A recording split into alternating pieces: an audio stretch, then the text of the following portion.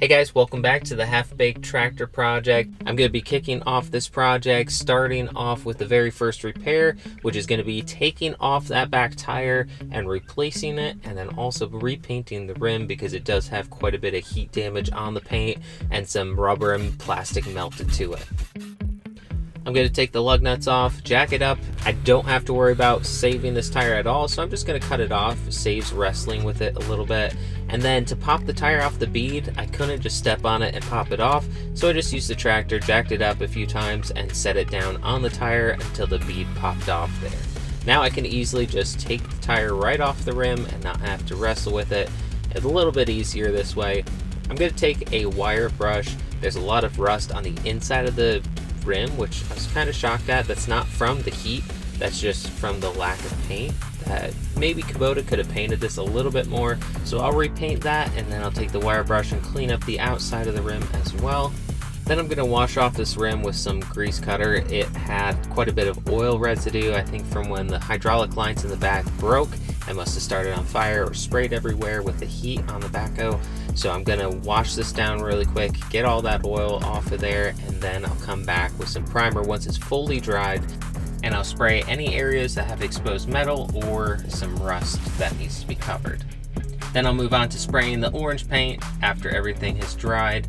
I've got some of this Rust-Oleum Kubota orange. It's a really close match to the Kubota orange that I've already got here, but there's a slight difference, and I've got a lot of faded paint on the engine hood and some different areas, so I'm probably going to end up painting most of this tractor so it all will match and look good.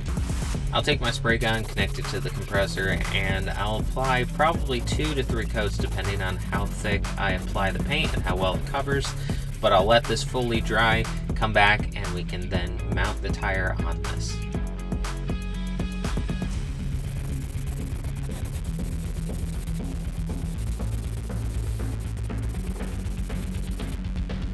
Alright, I've got the new tire here. It's almost the exact match. It's not the same brand, it's a little bit different, but it's the closest thing I could find. Found this one on Amazon, and it's a whole lot cheaper than buying a new Cooper tire from Kubota.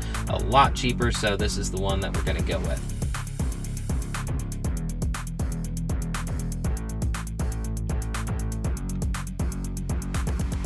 Without a machine, it can be really difficult to mount these tires, so I'm just going to be using these pry bars, and with some muscle you can slowly work it onto the rim. I'm trying really hard not to damage the paint job that I just fixed, and so I'm trying to keep away from the rim and anywhere else that will show once I'm finished. But that's easier said than done. You'll end up scratching the rim trying to do it this way. So what I did was I installed the outside, the side that you see of the tire of the rim, facing down. That way, while I'm prying and pushing the tire into place, I'm only going to be scratching the back side. If I do cause any damage, it won't ever be seen back there. I could easily touch up the paint and no one will even notice. Now I'm going to install a new valve stem. The old one almost completely melted off, but a quick tip, be sure to put this on before you mount the tire. It makes things a little easier. This is a really easy trick to do to get the tire to hold air using some starter fluid. You spray that inside the tire, you take a torch or a lighter and ignite that starter fluid, and it will explode, sealing the tire onto the rim. The air will leak out pretty quickly after that, so you'll want to have a compressor ready to fill it up the rest of the way and completely seal the tire to the rim. I can finally put the tire back on the tractor, and this feels really good to have 4 good tires under this tractor.